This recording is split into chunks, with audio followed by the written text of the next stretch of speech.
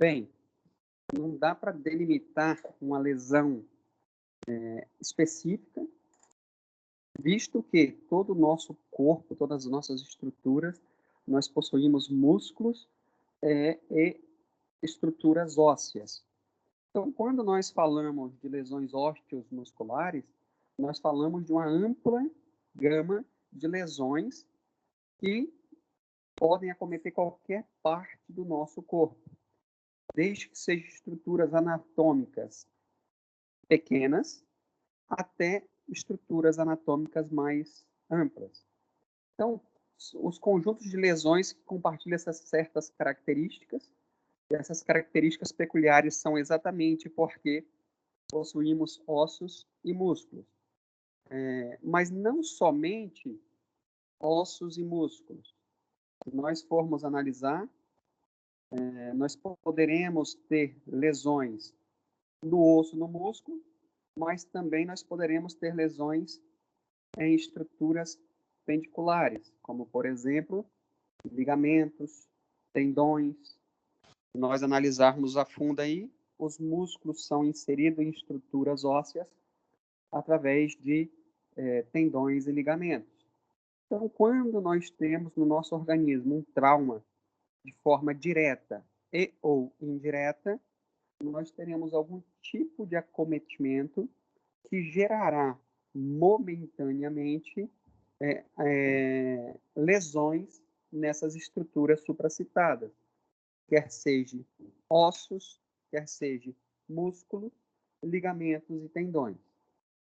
Não é difícil de pensar que esta é a causa que mais leva pacientes à procura nos nossos prontos-socorros.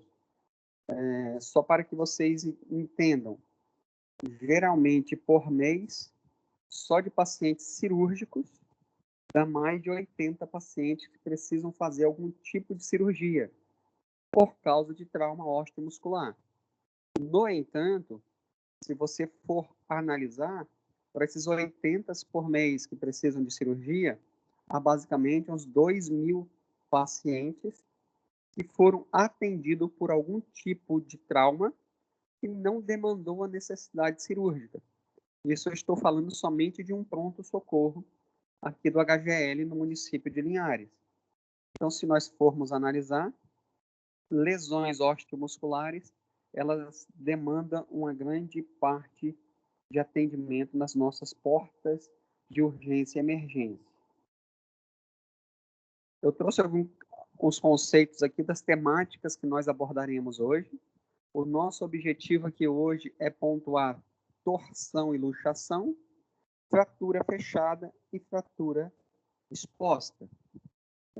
Não estava nessa sequência na literatura que nós estamos usando como apoio. Se eu não me engano, a gente começa com fratura fechada, depois exposta, para retroceder aqui para torção e luxação. Eu alterei um pouco a dinâmica, porque eu gosto de começar assim, de uma coisa mais simples e caminhar para algo mais complicado. Então, quando nós pensamos numa torção, nós estamos analisando traumas em que acontece um movimento brusco de rotação, no sentido contrário a estruturas. Nós vamos pontuar daqui a pouquinho, nos próximos slides, que essa torção ela pode gerar até mesmo rompimento de alguns ligamentos, e a tração deste ligamento pode não simplesmente limitar esta lesão a uma simples entorse. Às vezes, quando se traciona o ligamento, a gente avulsiona o local de inserção na estrutura óssea.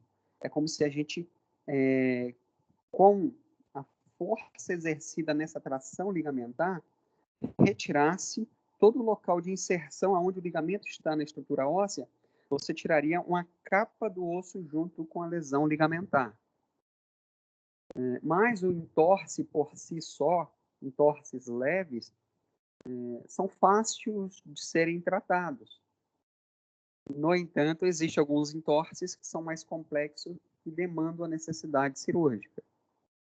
Quando a gente pensa numa lesão de luxação, eu estou só trabalhando o conceito aqui com vocês.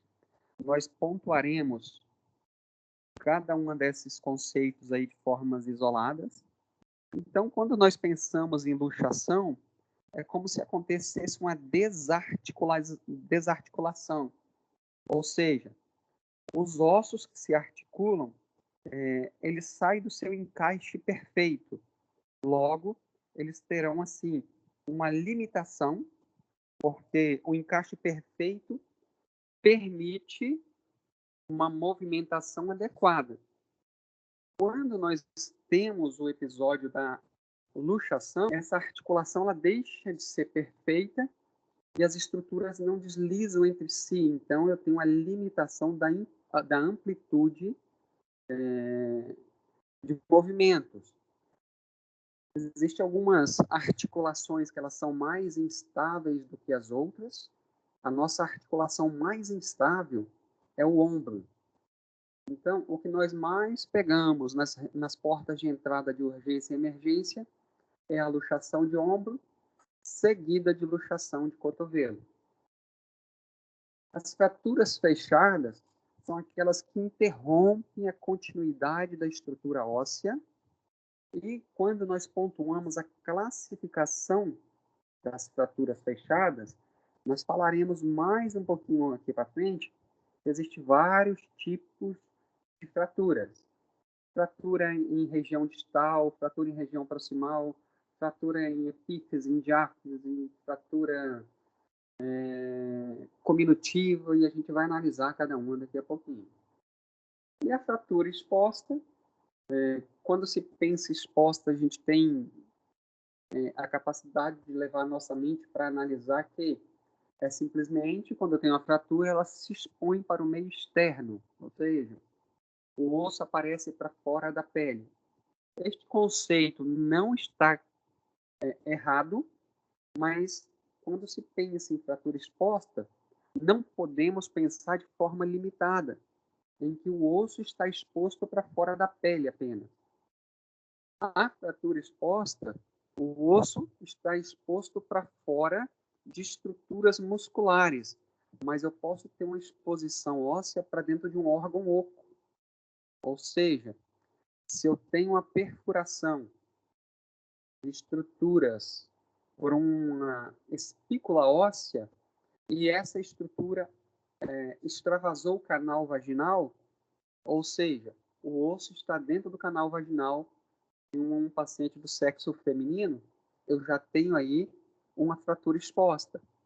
A mesma forma, se o osso se exteriorizar para a cavidade abdominal, perfurando intestinos, nós teremos aí uma fratura exposta.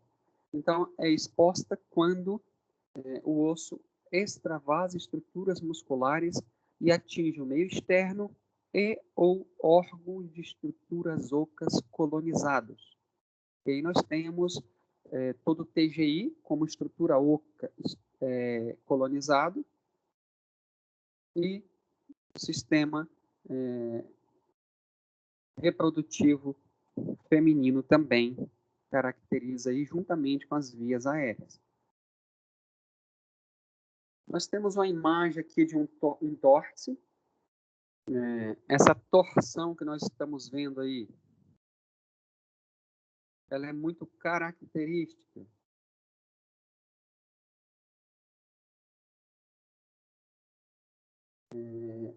em duas situações peculiares.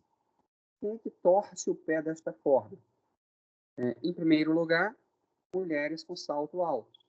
Então, o grande vilão deste procedimento aí, dessa situação ser instalada no indivíduo, salto alto. E geralmente no sexo masculino é o famoso futebol, né? Se nós pensarmos neste tipo de entorse, houve uma rotação no eixo, no sentido contrário do eixo do ângulo de pisadura. E o que acontece? Eu tenho um estiramento destes ligamentos aqui. Teve uma certa época que eu tive uma fratura nos dois maléolos do tornozelo, neste osso aqui e no osso do outro lado. Então, essa minha perna aqui, eu tenho 10 parafusos e uma placa. Beleza, voltei a jogar futebol normal. Minha perna ficou até melhor do que a outra, mais resistente. Brincadeira, né? No entanto, certo dia no futebol, já com a perna recuperada, com a plaquinha aí e tudo mais, um goleiro ele pulou aqui em cima do meu tornozelo aqui, ó, parte interna. Quando ele pulou no meu tornozelo, eu pulei pro alto. E ele bateu o seu pé aqui e o meu pé saiu arrastando na grama do campo. O que aconteceu? Eu não quebrei estruturas ósseas, mas eu rompi todos os ligamentos do meu tornozelo. E por muito tempo, o rompimento desses ligamentos deixou o meu tornozelo muito instável, quase que desarticulava o meu tornozelo. No entanto, não precisou ser um processo cirúrgico. Por quê? Simplesmente o respeitar da instalação dos sinais flogísticos. O que são sinais flogísticos? Esse meu tornozelo ele vai gerar um edema. Então, este edema é gerado por quê? Porque eu tenho um aumento do processo inflamatório. Quando ocasionou o trauma, houve a liberação de mediadores químicos, mediadores inflamatórios, e isso fez com que gerou uma vasodilatação. Essa vasodilatação extravasou líquidos para fora dos vasos sanguíneos, gerou edema. Se os vasos sanguíneos estão dilatados, aumenta a circulação neste local, gerando o calor. Então, tem um edema, calor, e o próprio sangue circulando ali na velocidade aumentada gera o rubor, vermelhidão. Então, ó, edema, calor e rubor. Dor é, além da dor, eu tenho, deixa eu pensar aqui no outro. Eu esqueci o outro, mas tudo bem. Nós temos aqui... Perda da função, professor? Oi? Perda da função?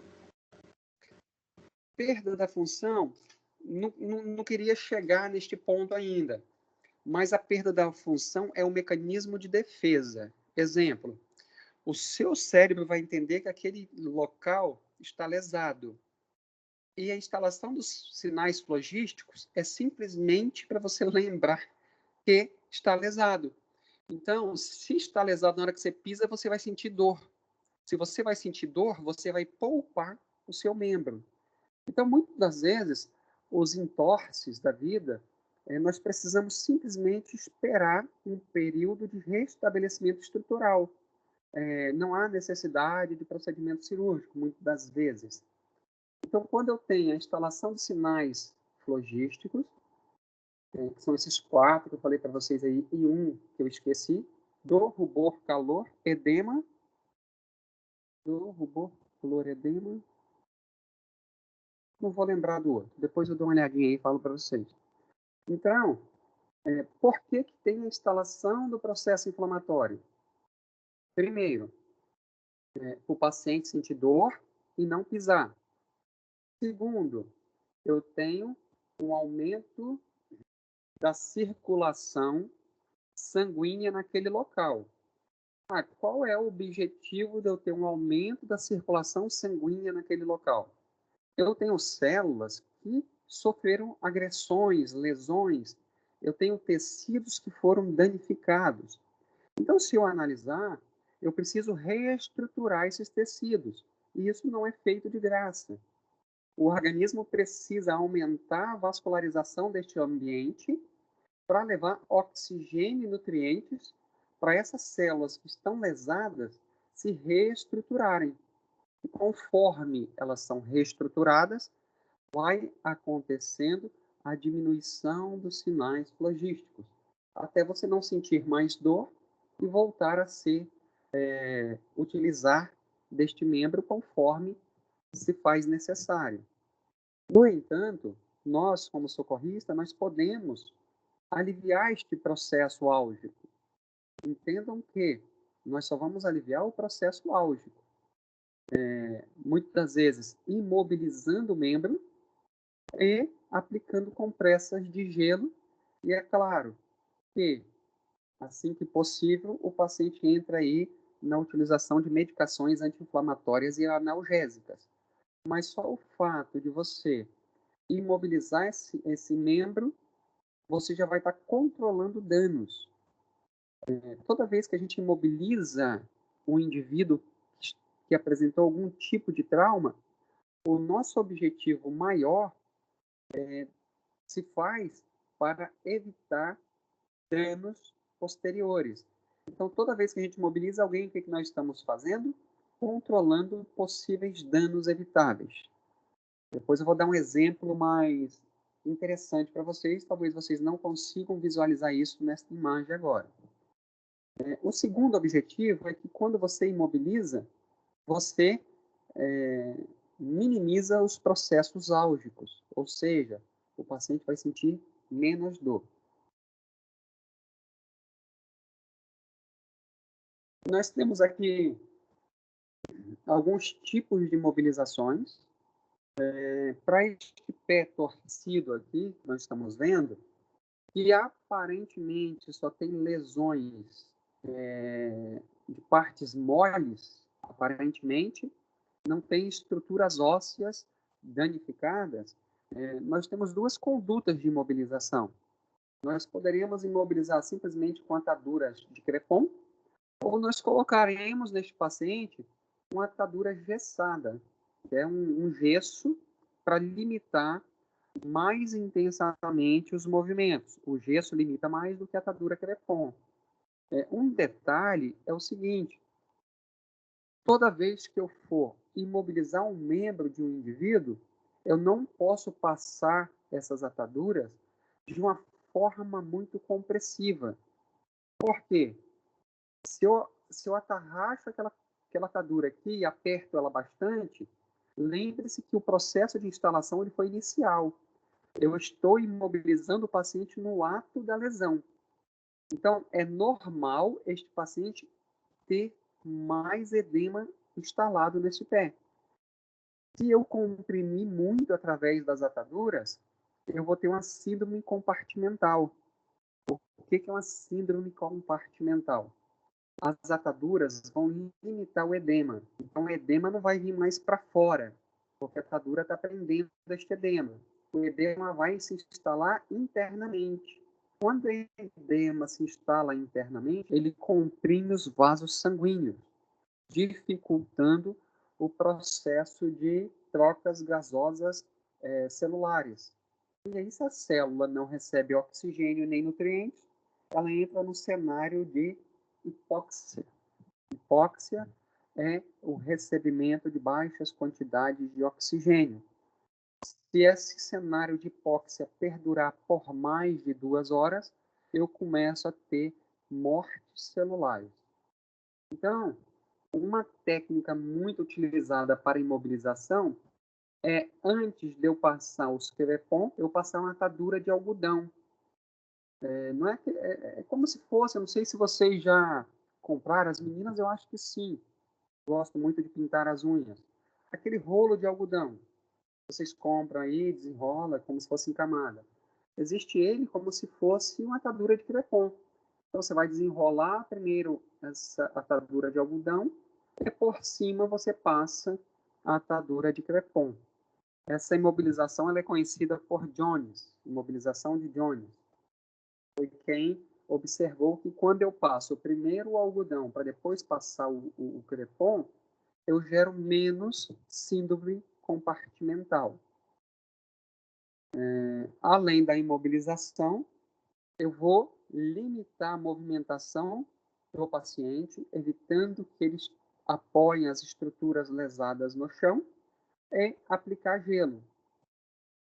Uma coisa interessante, gelo. Como aplicar gelo?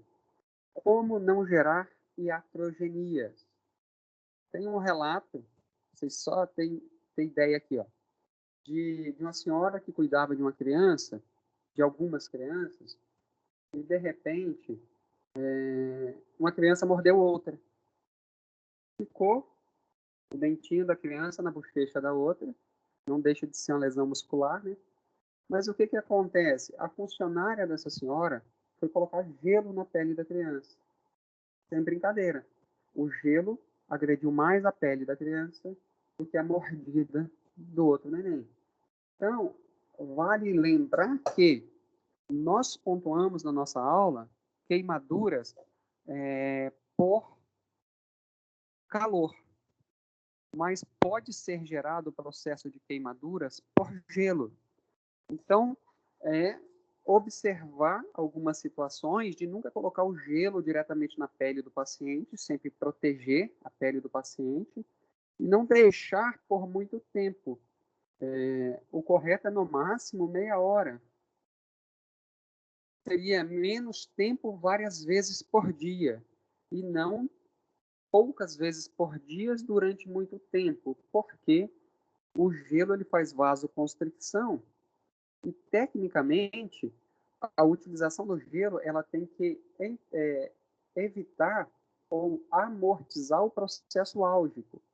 A partir do momento em que o gelo ele influencia na vasodilatação dos vasos sanguíneos, estou eu limitando o aporte nutricional para aquela região que precisa receber oxigênio e nutrientes.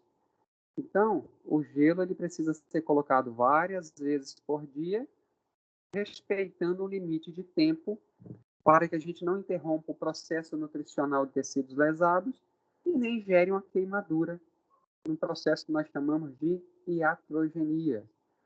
Você está tentando fazer o bem, mas você está gerando mais lesão, né?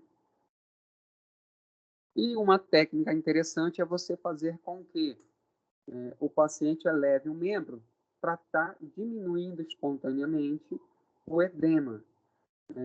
Nós vamos absorver aí o edema sem influenciar na vasodilatação. Geralmente isso é feito por gravidade levantando o braço ou a perna do paciente. O diagnóstico para lesões osteomusculares, ele sempre vai ser radiológico. Sempre vai ser. Por quê? Eu não tenho como visualizar fraturas ósseas. Eu sei que aqui eu sofri uma lesão osteomuscular. Ótimo. Tem ou não tem fratura óssea? Eu não consigo visualizar isso a olho nu. Estou apalpando e eu estou vendo crepitações. O que é uma crepitação? É o esfregar de um osso no outro quando eles estão fraturados.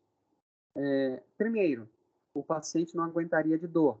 E segundo, mesmo sentindo as crepitações ósseas, você não tem como determinar o local que foi gerado o processo de fratura. Se eu virar para vocês aqui e perguntar onde está a fratura neste raio-x, alguém poderia me pontuar aí?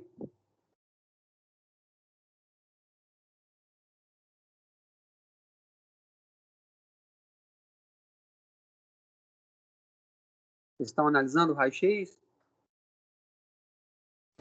Sim. Oi, posso falar? Pode falar. Perto do calcanhar aí, professor. Eu vou mover o mouse. Calcanhar é isso aqui. Você está falando que é por aqui? No malelo, No professor? osso de cima, no osso de cima. Não. Deixa eu pontuar a lesão para vocês. Em cima do tornozelo. Não, aqui, ó. Essa estruturinha óssea que vocês estão vendo aqui, essa mancha no raio-x aqui, ó. Isso nós chamamos de fratura de base de quinto. Geralmente, quando o paciente gera esse tipo de entorse aqui, base do quinto aqui, ó, nós temos um ligamento que se insere aqui. Então, quando nós geramos o entorse, este ligamento ele avulsiona da estrutura óssea. O ligamento puxa, fraturando essa estrutura óssea que vocês estão vendo aqui, ó. É uma fratura pequena, mas nós precisamos reinserir. Essa fratura aí, ela é cirúrgica. Diferente se a fratura fosse nesse osso aqui, ó, que nós estamos vendo aqui, nesse osso aqui. Aqui só a imobilização resolveria. Então, por isso que o diagnóstico, quando se fala de lesões osteomusculares, ela sempre precisará de um diagnóstico de imagem. Lembrando que, para estruturas ósseas, raio-x, para estruturas de partes moles, a gente precisaria aí de ressonâncias ou tomografias. Não dá para fechar diagnóstico só com análise de métodos propedêuticos, inspeção, apalpação, não se fecha. Em lesões osteomusculares não se fecha.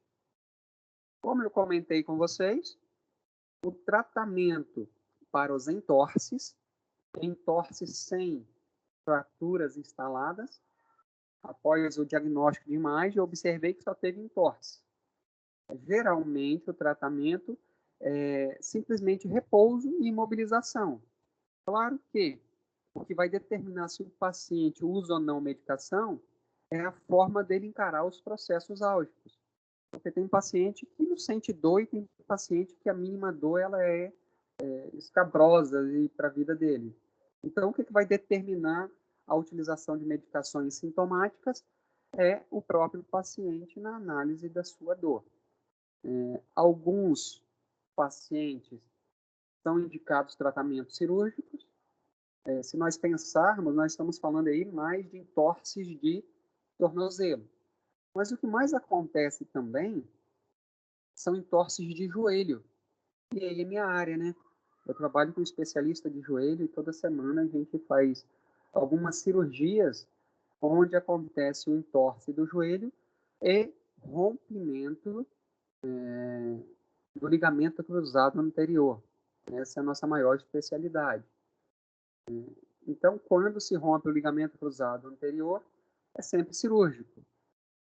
Então, alguns entorses, eles geram lesões que precisam da indicação cirúrgica.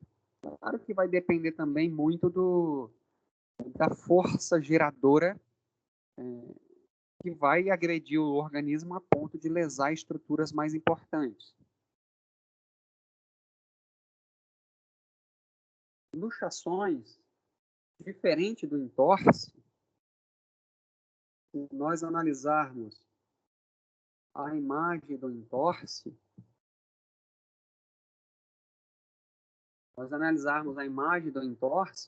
houve lesões de estruturas, mas a estabilidade da articulação ela ficou preservada. Quando nós analisamos as luxações em si, nós temos uma alteração da conformação estrutural das articulações. Houve um deslocar de um encaixe. E isso dói muito, dói muito.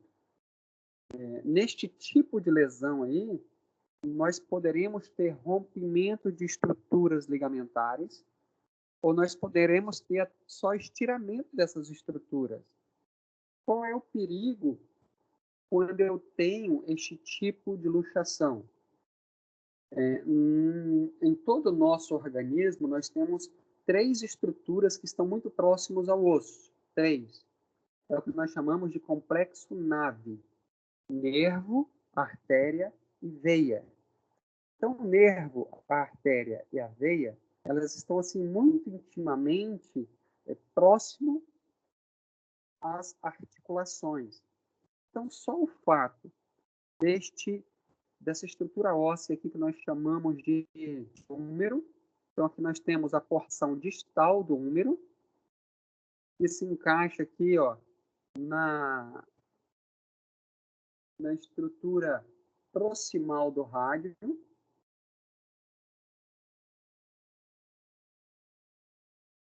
Quando o húmero sai da loja de alocação dele, ele pode vir aqui, ó, e estirar a artéria. O que é estirar? É empurrar a artéria do seu local adequado. Ele também pode empurrar estruturas nervosas ou estruturas neurológicas, né? Nervosas é a gente na hora que faz prova, essas coisas. Então, quando ele empurra principalmente as estruturas arteriais, a artéria ela pode gerar um vasoespasmo. E o que é um vasoespasmo? ela vai fechar. Então, algumas luxações eu posso ter comprometimento do fluxo sanguíneo, exatamente por este vasoespasmo. E este tipo de lesão, o interessante é que quem faz o processo de redução dessa estrutura tem que ser alguém especializado. Por quê? Pode ser que se fizermos uma manobra errônea, a artéria e o nervo pode cair aqui para dentro e quando reduzirmos a luxação, as próprias estruturas ósseas gerar compressão dessas estruturas vasculares e neurológicas, gerando lesão. Então, por isso que o processo de redução de todas as luxações, né, deveria ser feito por uma mão de obra especializada, geralmente ortopedista. Um fato: muitas vezes as mães elas pegam pela mão das crianças e andam um pouco mais rápido, e muitas vezes, quando as crianças vão cair, as mãezinhas puxam a criança pelo braço, para ela não cair. O que acontece? As crianças têm esses passos aqui muito aumentados, essa articulação da criança ela é muito mais instável. Então, geralmente, essas crianças luxam essa região articular do cotovelo com muita facilidade. Um processo que nós chamamos de pronação dolorosa. Então, muitas vezes as mães chegam no pronto-socorro e a criança ela não pode encostar no bracinho dela porque está luxado, simplesmente porque nós pegamos de uma forma mais agressiva e puxamos um pouquinho o bracinho das crianças, pode luxar muito facilmente. É muito fácil de reduzir, tá? Nas crianças, porque elas possuem essas articulações mais frouxas, mas o contrário também é verdade. Pessoas adultas, jovens, podem ter essa articulação muito dificultosa de se reduzir. Muito dificultosa. Por quê? Pelo processo de dor. Quando nós temos um processo de dor, nós não vamos deixar ninguém encostar no nosso braço.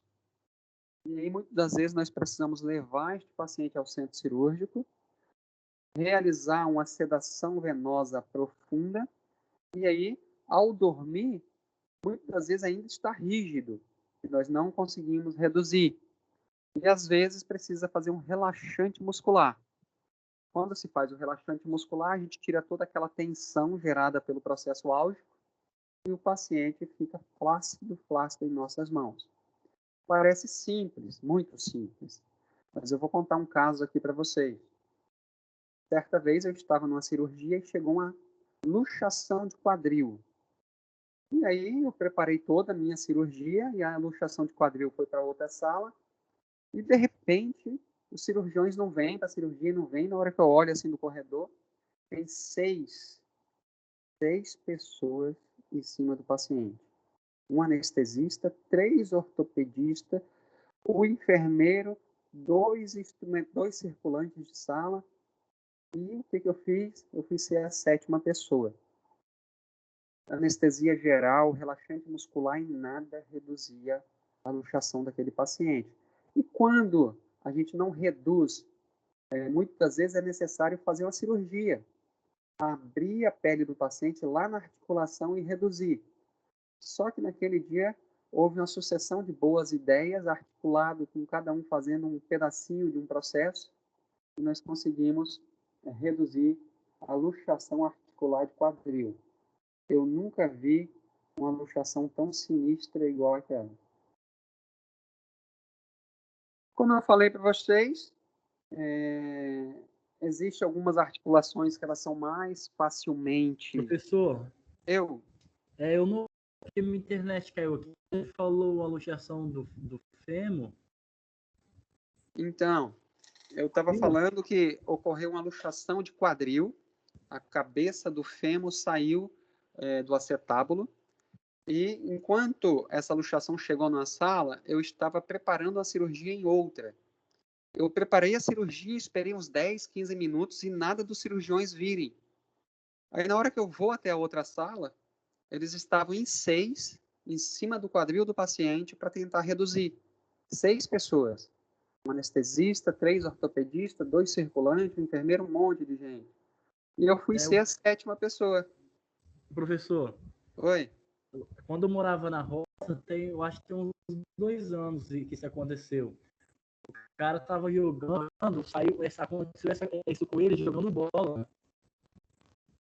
Eu não sei o que aconteceu, que ele jogando bola aconteceu com ele lá no campo.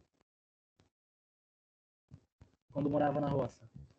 Luxou o quê? O quadril? Isso, Ele gritava tanto de dor, ele suava frio de tanta dor que ele sentia. Aí ninguém encostou nele, aí eu acho que chamaram ambulância, eu acho. Eu não lembro direito. Ele não podia nem encostar nele de tanta dor que ele sentia. Aí os caras já chegaram e levaram ele. Então, veja bem, de imediato não se leva logo para o centro cirúrgico, não. O cara chega no pronto-socorro, toma-se algumas medicações para dor e tenta reduzir no seco mesmo, sem nada. Muitas das vezes consegue, mas como o paciente sente muita dor e ele fica tracionando ali no sentido contrário, às vezes é muito difícil de reduzir e precisa levar para o centro cirúrgico. E aí no centro cirúrgico, você deprime o sistema nervoso central com as anestesias, o cara apaga, você vai e consegue colocar a estrutura óssea no lugar. E isso tudo é feito assim. Quando você está mexendo na perna do paciente, tem um aparelho que nós chamamos de intensificador de imagem, que está te dando as imagens em tempo real, entendeu? Para ver como é que está, se você está próximo de chegar ao local de redução, é complicado. E tem aí algumas articulações que elas são mais instáveis do que a outra. O ombro é a articulação que nós temos mais instável, é a que mais luxa. E luxa-se de que forma? Traumatismos, quedas, fraturas, lesão congênita, ligamentos frouxos. Tem gente que consegue desarticular o seu ombro ou o seu cotovelo por causa de uma frouxidão ligamentar. Existe um teste que a gente faz na criancinha quando nasce, que a gente abre as perninhas dela, você sente um cleque assim, ó, cleque, luxou o quadril. Aí você fecha a perninha, o quadril volta para dentro. Por quê? Porque tem uma frouxidão ligamentar muito intensa. Então, as nossas articulações, quando elas saem do local, nós chamamos esse processo de luxação. E eu trouxe uma problemática para vocês. Quando luxa, eu posso lesar estruturas vasculares e estruturas neurológicas.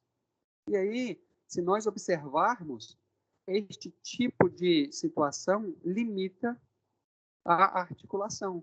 Eu perco a amplitude de movimento do meu membro. O tratamento, nesse caso aí, igual o jovem aí comentou, primeiramente é medicamentoso para tentar alívio de dor, gelo local, analgésico, porque a dor ela é muito intensa.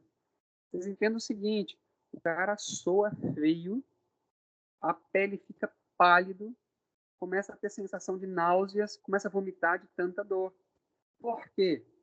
É porque o organismo, quando nós temos um processo de dor, libera lá ó, na neurohipófise anterior muitas catecolaminas, e esta vai fazer com que haja uma descarga simpática adrenérgica muito intensa.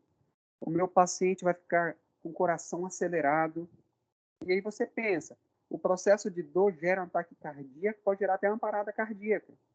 Tudo por causa de uma luxação de uma estrutura, porque gera muita dor, é de dar dó, gente. Já comentamos aqui que em alguns casos a gente vai levar para o centro cirúrgico. Após a redução, nós vamos imobilizar a vítima. Se as reduções são rescindivas, ou seja, tem pacientes que a gente põe o ombro no lugar 6 vezes em um ano. Porque vira e mexe, ele luxa o ombro, vira e mexe, ele luxa o ombro. O que precisa ser feito para este caso? Este caso, geralmente, que é a recidiva de luxações, ele é é cirúrgico. A gente precisa reestruturar ligamentos lesados. E sempre aí, ó, o pessoal da fisioterapia aí, ó, tá junto com a gente para restabelecer aí o processo de movimentação fisiológica de um paciente debilitado por causa de uma torção, de uma luxação ou de uma fratura propriamente dita. O pessoal da fisioterapia, ó, isso aqui é praticamente um casamento para vocês, ó, assim como é para a gente. Este paciente aqui, ele não é igual às outras imagens que eu mostrei para vocês até agora. Esse caso aqui é um caso real. Esse paciente caiu de moto, ele explodiu a sua patela, 3 fragmentos aqui, e ele teve uma fratura de fêmur aqui, ó, muito intensa. E este fêmur, se nós estamos trabalhando essa imagem aqui como se fosse a imagem que esse fêmur ele não atravessou a pele lá para fora. Então, nós temos um raio-x aqui, e eu estou usando ele neste momento como uma fratura fechada, tá? Mas, na verdade, isso aqui é uma fratura exposta.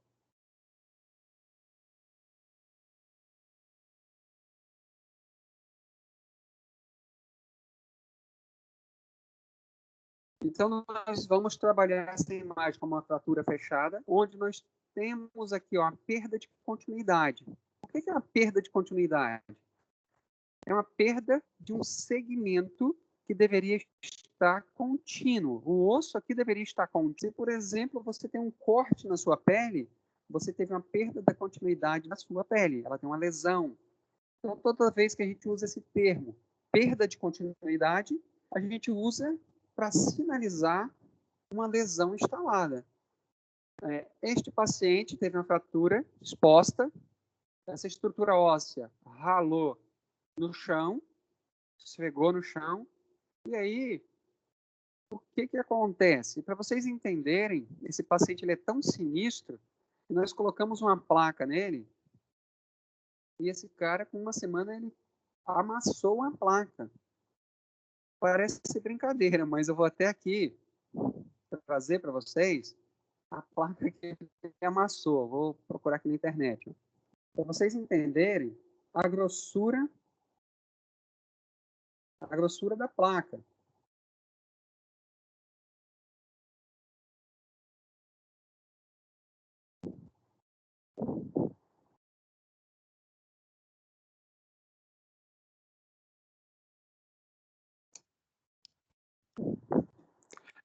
Essa aqui foi a placa que o rapaz amassou.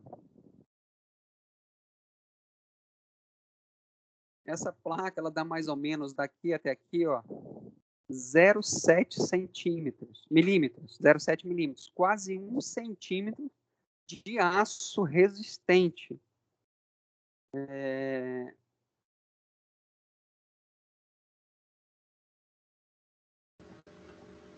Professor, ele caiu de moto de novo? Não. A cirurgia dele foi basicamente essa daqui, ó. Essa cirurgia que vocês estão vendo aqui, ó. Então a gente põe naquela fratura que vocês viram, ó, vamos pensar que a fratura foi aqui, ó. A gente põe esse parafuso aqui, depois a gente escorrega a placa aqui por dentro desse parafuso e trava com outro pino aqui. Depois a gente põe esse monte de parafuso que vocês estão vendo aí, ó. Esse cara, ele pisou e ele basicamente destruiu a placa dele. Ele precisou fazer uma outra cirurgia. Deixa eu pegar a foto da cirurgia dele aqui. Olha a cirurgia dele. Aquelas mãos que vocês estão vendo lá são as minhas, ó.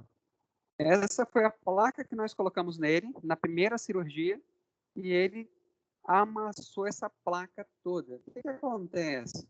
Alguns pacientes, eles são sensibilidade de dor zero.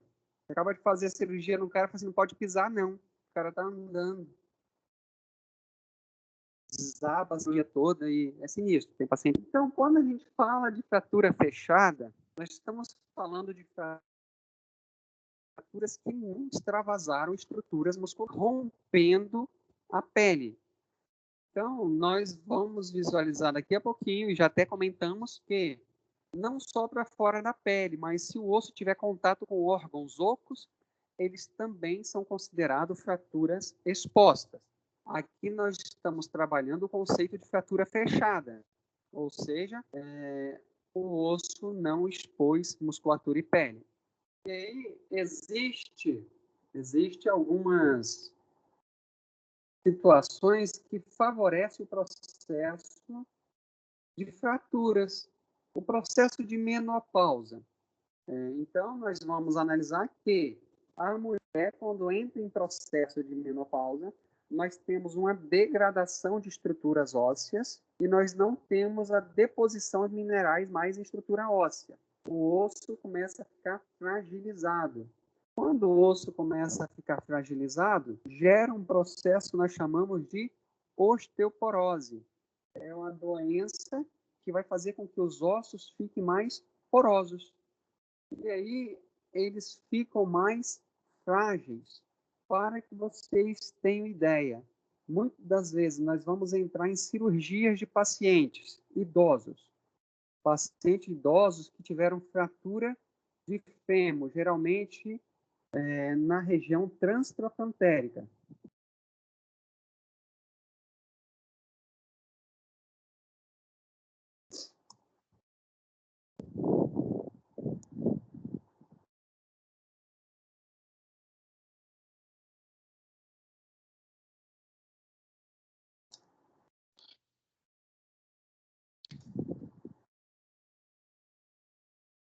Vamos ver se vai aparecer algum...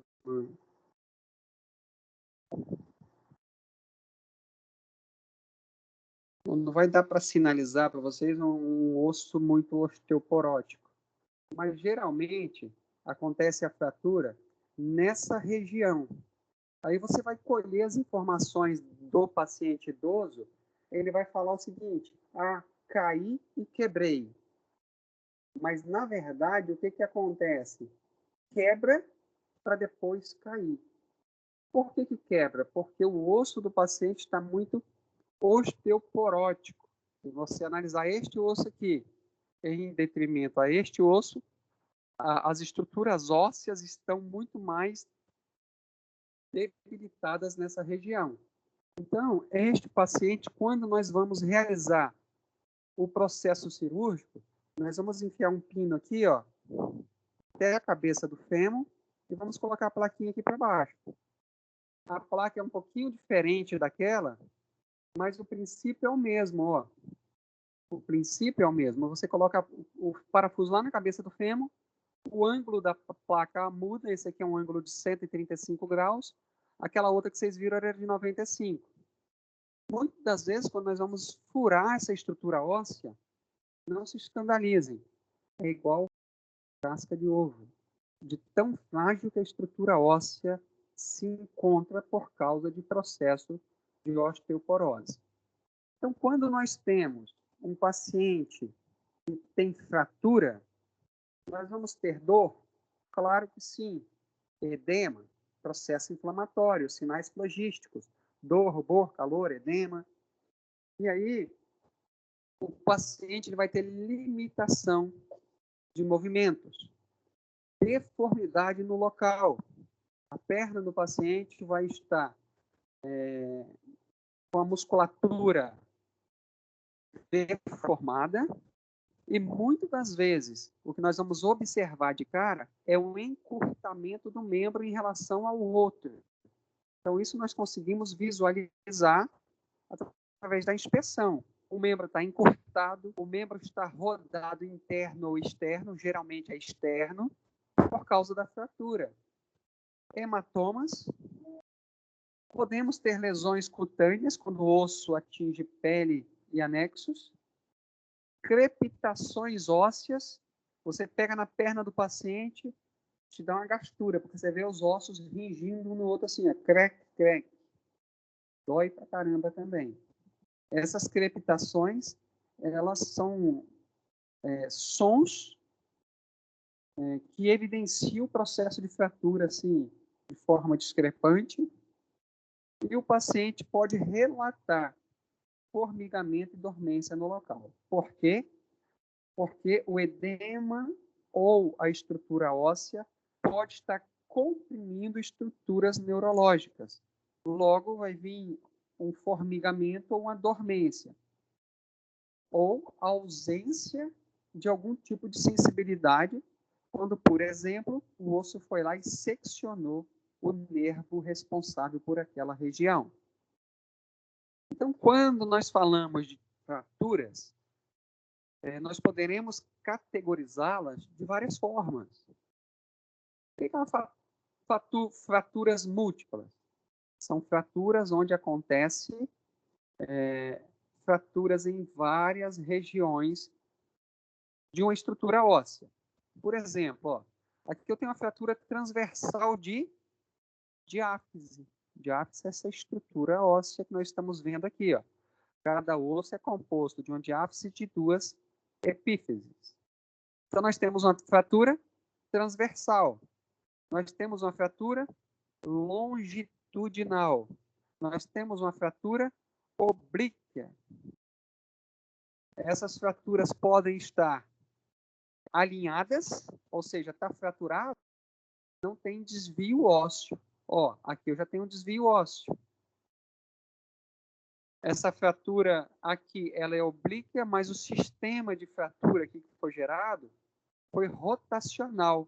É como se você ficasse parado em cima do seu fêmur e girasse em cima dele. Essa rotação gerou forças exageradas que fraturou a estrutura óssea.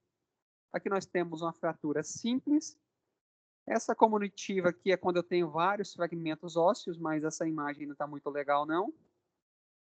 Essa aqui é uma fratura comunitiva mais interessante da gente observar. Então, nós temos uma fratura comunitiva, uma fratura oblíqua espiralada, fratura gerada por entorses rotacionais, uma fratura oblíqua, outra comunitiva com fragmentos menores, uma fratura transversa sem desvio e transversas com desvios. Então, se nós formos categorizar fraturas, existem vários tipos de fraturas, tá? Aqui nós temos uma fratura exposta, a mesma fratura fechada que não expôs pele. Todas essas aqui podem ser fechadas, mas todas elas podem ser expostas se elas ultrapassarem pele e ou estruturas ocas. Tendo o seguinte, essa fratura aqui, o que pode acontecer? Na hora do impacto, esse osso aqui ó, que está fraturado escorregou, veio aqui embaixo, perfurou estruturas, gerou um orifíciozinho aqui embaixo, ó, nessa região aqui. Aí você manda o paciente para o raio-x, só que o impacto gerou o encurtamento do membro, mas o membro voltou a essa estrutura anatômica que vocês estão vendo aqui, ó. Desencurtou, alongou de novo. Aí você vai para o raio-x, você olha a fratura aqui, ó. Daqui para cima a fratura está. Só que tem um furinho aqui embaixo. É ou não exposta? Como descobrir se é ou não exposta? Nós precisamos apertar em cima deste orifício aqui para ver se a característica do sangue que está saindo aqui possui bolhas gordurosas. Por quê? Dentro dessa estrutura óssea aqui,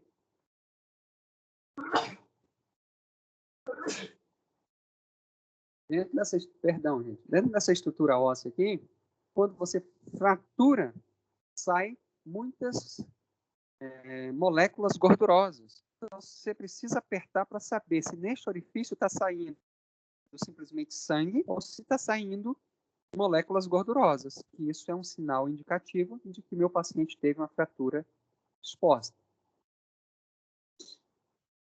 Então, nós temos fraturas múltiplas, paciente politraumatizado, vítima de um acidente onde por uma mola, fratura no braço, na perna, na pelve, fraturas múltiplas.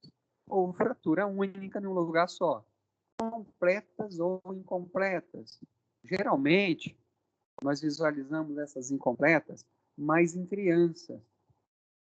E quando nós olhamos o raio-x, nós chamamos até de fratura em galho verde. Você já viu galho verde quebrar? Geralmente não. Mas na hora que você olha no raio-x da criança, você vê um amassadinho no osso, de um lado da cortical, a outra cortical íntegra. Então é uma fratura incompleta. Já comentamos das oblíquas,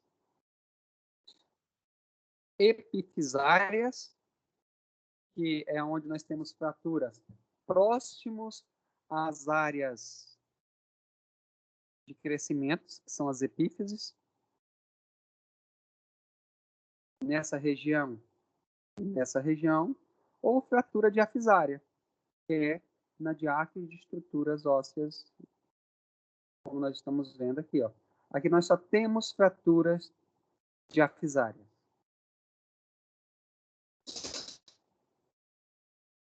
Fechado ou aberta, nós já pontuamos. Elas podem ser traumáticas. O que é uma fratura traumática? É aquela que precisou ter a execução de uma força energética lesiva sobre estruturas corporais. Ou seja, um taco de beisebol na costela de alguém. Pronto, quebrou. Há umas 3 semanas atrás, eu tive uma fratura de costela. Eu apoiei, não foi taco de beisebol não, tá, gente? Eu apoiei na janela para pegar uma ferramenta e eu exerci uma força muito intensa sobre a minha costela. Eu só escutei o estralo. Pá! Na hora me deu uma falta de ar, uma limitação respiratória. Amaranta, você quer fazer alguma pergunta? Eu abri aqui agora, vi que você está com a mãozinha levantada aí. Não, professor, você já respondeu. Eu baixei a mão, mas acho que não baixou aí, não. Então, e aí, fraturas traumáticas é toda aquela que nós vamos ter uma força lesiva entrando num sentido contrário às nossas estruturas, gerando trauma, e o trauma, por si, vai lesar estruturas ósseos musculares.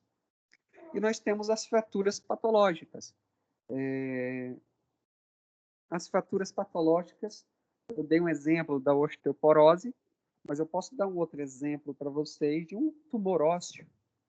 O tumor ósseo enfraquecendo estruturas ósseas, e aí, quando você vai ver, a estrutura óssea ela quebra de uma forma muito passiva. As fraturas podem ser simples, quando não geram lesões em outras estruturas, exposta, quando gera lesão para órgãos ocos ou extravasando pele, e a outra que nós temos aqui, fraturas complexas. As fraturas complexas envolvem estruturas ligamentares, estruturas vasculares, e o interessante é que quando a fratura, deixa eu dar um exemplo aqui para vocês.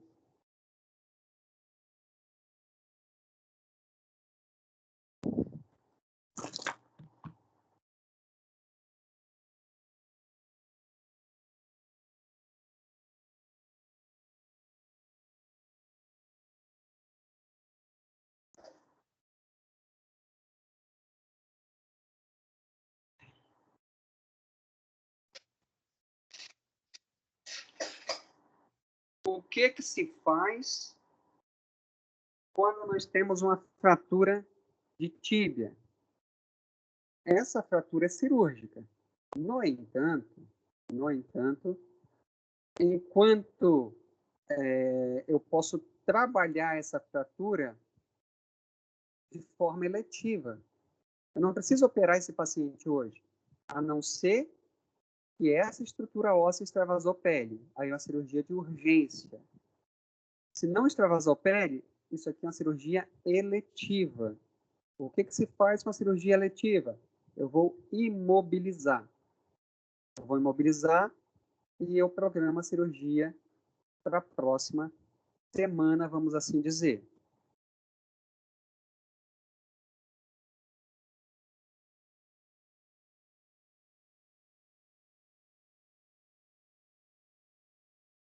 essa fratura também é uma fratura eletiva.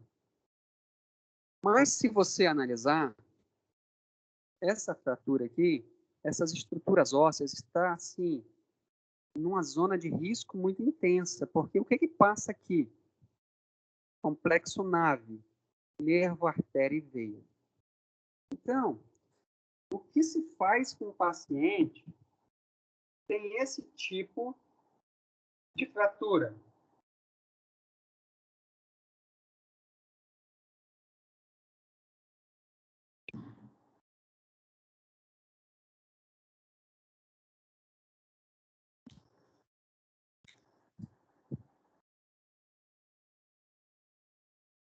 Nós encaminhamos ele direto para o centro cirúrgico. Aqui, ó, na canela dele, a fratura desse cara é fêmur. Vamos analisar que é aquele fêmur que vocês viram. Nós passamos aqui, ó, dentro da canela dele com a furadeira, um fio que nós chamamos de fio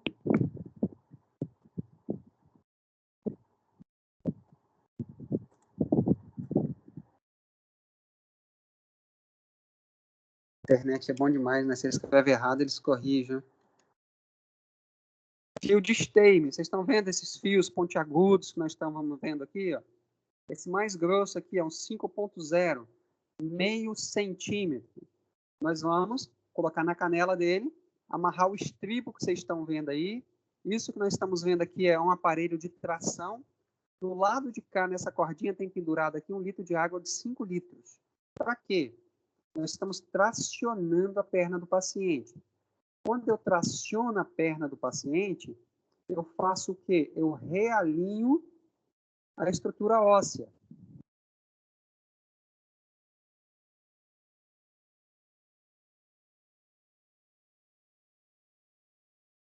Eu simplesmente vou realinhar essa estrutura aqui, ó.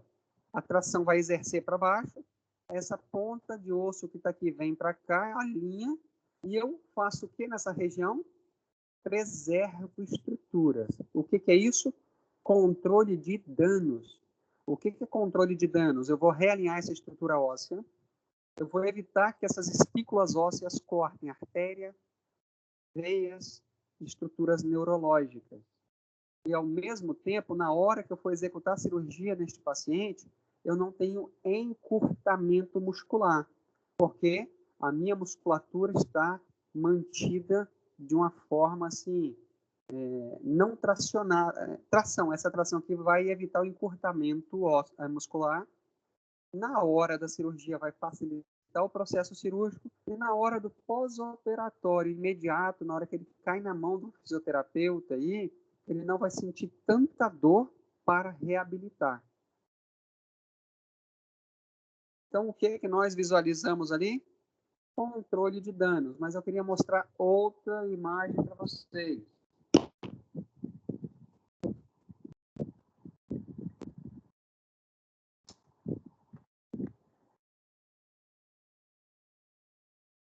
Quando nós usamos esse termo em fraturas, traumas, lesões osteomusculares, eu acho que eu não vou conseguir trazer aqui uma imagem legal para vocês. Mas é como se eu tivesse uma fratura no fêmur e na tíbia. O joelho fica completamente flutuante. E aí, o que se faz com o joelho flutuante? Nós levamos para o centro cirúrgico e instalamos esses aparelhos que vocês vão ver.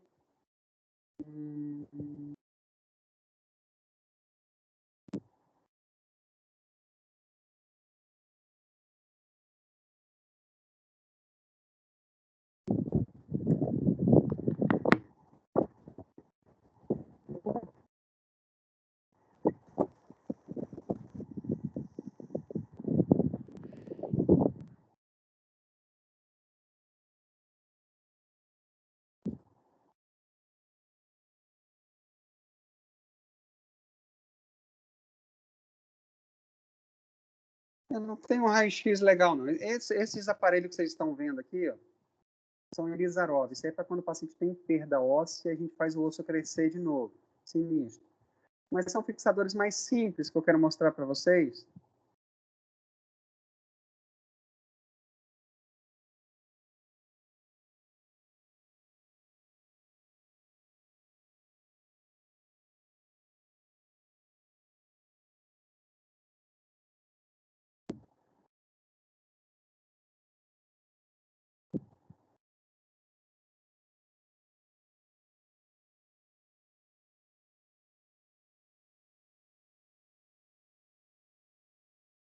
Isso aqui é para paciente que teve fratura.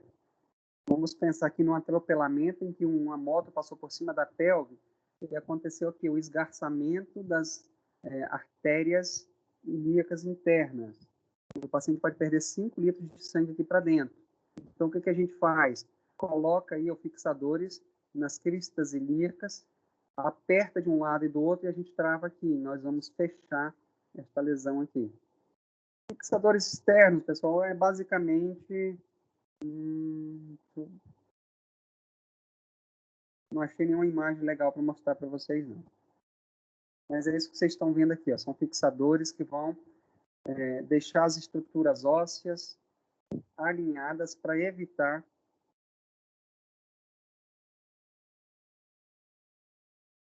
lesões futuras.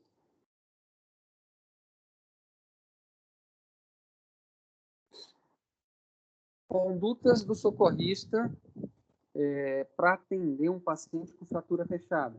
Analise o local afetado. Quando eu falei com você,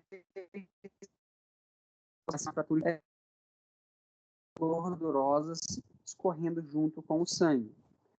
Chame o mais rápido possível pelo socorro especializado. Nas BRs, aí a ECO, ou a SAMU em algumas regiões, ou Corpo de Bombeiro nas cidades ou no interior. Realize uma imobilização improvisada, lembrando que a imobilização ela serve para duas coisas: limitar processos álgicos e controle de danos. Eu já vi imobilizações em fraturas com lençóis dobrados e cordas de amarrar vacas. E deu certo, imobilizou.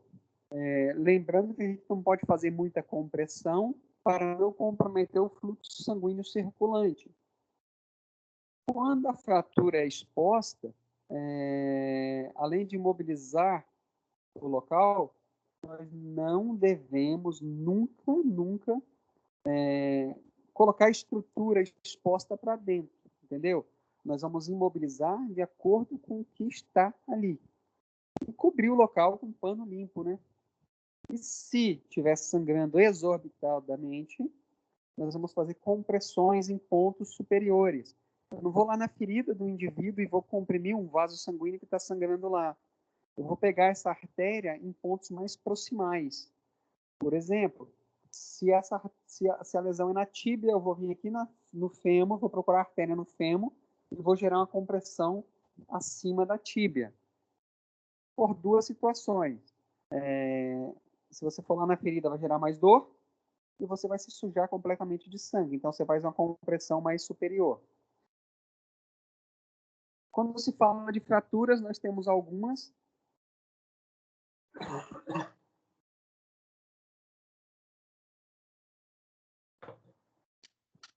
Uma complicação tardia é a pseudoartrose.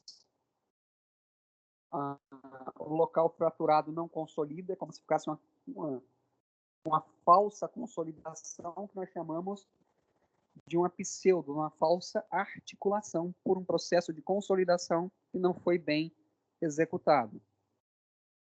Toda fratura, nós temos o risco de formação de trombos, óbvio, porque o membro ele vai ficar mais limitado e fazendo com que o fluxo laminar circulante sanguíneo fique alterado, podendo gerar formação de trombos. Rigidez e atrofia muscular. Nós não podemos ficar repousando o tempo todo, nós precisamos fazer movimentações ativas e passivas do nosso membro. Isso aqui são geralmente complicações pós-operatórias. Uma pós-operatória imediata é risco de necrose de estrutura óssea. E quando o paciente tem fratura exposta, infecções ou outro tipo de patologia por micro-organismos específicos. Por isso que quando o paciente tem a fratura exposta, toda vez que assim for, nós precisamos fazer uma antitetânica no paciente para evitar o aparecimento de alguma doença, alguma patologia. O tratamento é sempre medicamentoso. Controle de danos, nós comentamos.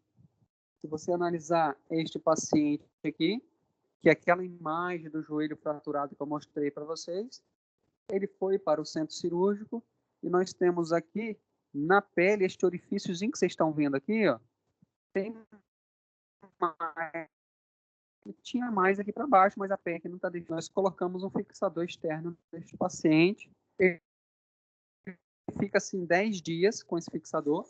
E dentro de 10 dias nós vamos observar a característica dos exudatos. Está saindo uma secreção serossanguinolenta, purulenta. Isso vai determinar se o seu paciente está tendo um quadro infeccioso ou não. Muitas das fraturas fechadas geralmente são tratamentos cirúrgicos. Fratura exposta nós já comentamos, falamos bastante sobre elas. Isso aqui foi o tipo de fratura luxação exposta com lesão de tendões, vasos sanguíneos. Essa cirurgia que ela foi 11 horas da noite. Paramos a madrugada nela. Moto. E é muito triste porque um lapso do motoqueiro parecia estar embriagado. O cara é um profissional que não possui carteira assinada, trabalha o dia todo em pé. Então, essa circunstância, essas informações que a gente capta no ato da intervenção cirúrgica, deixa a gente assim muito chateado ou muito triste.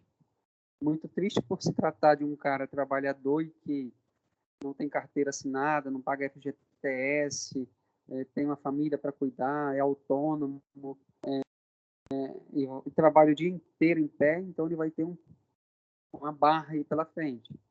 Chateado muitas das vezes porque você chega num centro cirúrgico, vai fazer uma cirurgia no indivíduo 2 horas da manhã e o cara estava envolvido numa briga. Isso deixa a equipe bem chateada.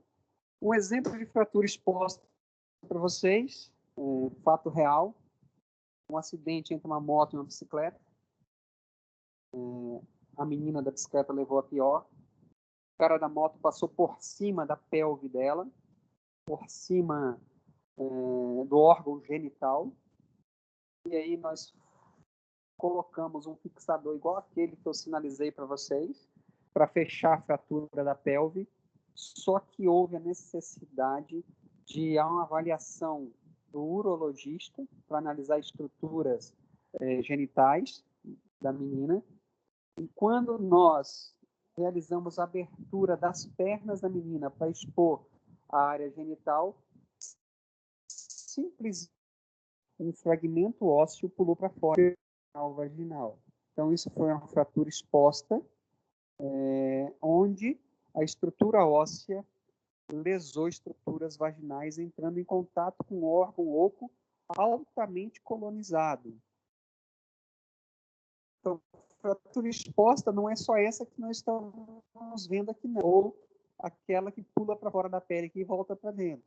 Entrou em contato com órgãos ocos, fratura exposta. Essa classificação de fratura exposta que tem no livro de vocês, Gustilo e Anderson, ela vai falar aqui, ó, tipo 1, ferida de pele de até 1 centímetro com deslocamento mínimo do periósteo e partes móveis. É uma ferida que nós vamos considerar ela uma contaminação mínima, porque a área foi pequena. Tipo 2, eu tenho uma ferida na pele de até 10 centímetros, só que eu tive moderação aqui na exposição ou no deslocamento de estruturas de partes moles. Então, essa aqui ela vai ter uma contaminação moderada. Então, se nós analisarmos em extensão de lesão em situações de contaminação, exposição a agentes contaminantes, quanto maior a lesão e quanto maior o agente, maior a classificação. Então, quando tem a ferida maior de 10 centímetros, um extenso deslocamento do periósteo e uma contaminação significativa gerada através de traumas de alta energia. Então, tem esses 3 tipos de classificação. Não vai mudar muita coisa não para vocês. Condutas do socorrista. Pessoal, se eu tenho uma fratura exposta, nós vamos aplicar tudo que nós já vimos até hoje em urgência e emergência. O cara está sangrando. Se o cara está sangrando, eu vou ter alterações nos pilares respiratórios. Quais são os pilares respiratórios? Resgatando aí, ó, nossas primeiras aulas. Ventilação, perfusão, difusão. Se eu estou perdendo sangue, a ventilação vai alterar, taquidispneia. Se eu estou perdendo sangue, a circulação vai ficar alterada, taquicardia, instalação de uma arritmia. Se eu continuo perdendo sangue, a minha difusão fica prejudicada, porque eu tenho pouco sangue para interagir com a ventilação, logo os meus tecidos não serão nutridos. Então, o que eu preciso fazer? Estancar a hemorragia. Se eu tenho uma fratura exposta, os guidelines franceses, ele é diferente um pouquinho do americano, porque quando você tem um paciente politraumatizado, você vai na sequência A, B, C, D, E. Você vai analisar a abertura das vias aéreas pérvias, circulação, déficit neurológico e hipotermia instalada. Quando você pontua os guidelines, guidelines são manuais de orientação como se comportar diante de certas situações. Os guidelines franceses, eles colocaram o X antes do ABCDE. Não vai adiantar você analisar ABCDE se você não atuar no X. O que é X? São atitudes voltadas para os pacientes que estão com hemorragias vultosas. O que são hemorragias vultosas? Em grande fluxo. Então, se você não atuar no controle dessa hemorragia, você não vai ter padrão ventilatório, circulatório, de difusão adequado. Então, primeiro, controlar hemorragias vultosas.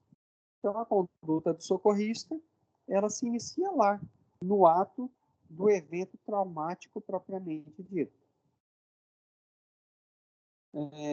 Devemos proceder ainda em algumas situações quando se pontua em fraturas expostas, se possível for fazer a higienização do local. Geralmente a gente não põe a mão, tá, gente? A gente vai acionar alguém do corpo de bombeiro ou de um SAMU e eles vão vir e vão estar cobrindo com compressa estéreo essa região e manter umedecida. Mas como nós estamos aprendendo algumas condutas de socorrista, você pode estar fazendo isso desde que não se exponha a riscos. Remover objetos só se ele estiver superficial à pele sem ter penetrado na pele. Eu não vou tirar nada que esteja adentrando estruturas celulares. Porque se, por exemplo, vamos pensar que eu tenho uma estaca cravada na musculatura do indivíduo, um pedaço de pau. E quando esse pedaço de pau entrou, ele ficou parado ao lado de um grande vaso. Se eu for retirar essa estrutura, ao retirar eu posso gerar lesão e romper este grande vaso. Então, por isso que a gente não vai extrair nenhuma estrutura inserida no organismo de um indivíduo. Imobilização, claro, sempre. Controle de danos e minimização do processo álgico. E estancamento por compressão local de algum evento hemorrágico. Algumas coisas que nós não podemos fazer: manipular o membro e nem manipulação do membro e nem de fragmentos ósseos, se houver. Por quê? Porque se eu manipular um membro fraturado de qualquer forma, eu posso movimentar estruturas e eu ser o propagador de lesões de estruturas importantes, como nós já citamos. Já falamos de não extrair objetos de perfuração. E em casos, se tratando de tempo, todo paciente com fratura exposta, há uma conduta no meio ortopédico que se precisa intervir cirurgicamente no máximo em 6 horas. Porque a partir de 6 horas, eu preciso considerar este paciente como um paciente altamente contaminado. Até 6 horas, eu não considero ele como um paciente altamente contaminado. Por quê? O objetivo de uma fratura exposta é nós lavarmos exaustivamente aquela lesão. Vocês estão analisando essa estrutura aqui, ó. Nós gastamos para lavar este pé deste paciente com uma lesão pequena 20 litros de soro fisiológico estéreo. Há um tema que a gente fala o seguinte: contra poluição, diluição. Então, nós vamos diluir toda a poluição que foi inserida aqui pelo processo lesivo. Profilaxia de tétano, através da vacinação antitetânica, nós já comentamos, e uma antibiótico profilaxia. Na verdade, antibiótico terapia, não é profilático. Profilático é quando a gente quer evitar alguma coisa. A terapia é para tratar algo. Por exemplo, o contato com o meio externo gerou a possibilidade de uma infestação bacteriana numa lesão. Então, eu preciso tratar aí por alguns dias até eu definir o tratamento definitivo deste paciente. Então, se nós formos observar o tratamento de uma fratura exposta, a gente começa medicamentoso para alívio da dor, controle de danos com a imobilização, o tratamento sempre vai ser cirúrgico e as terapêuticas de antibiótico e vacinação antitetânica para evitar danos posteriores. No mais, por hoje, é só.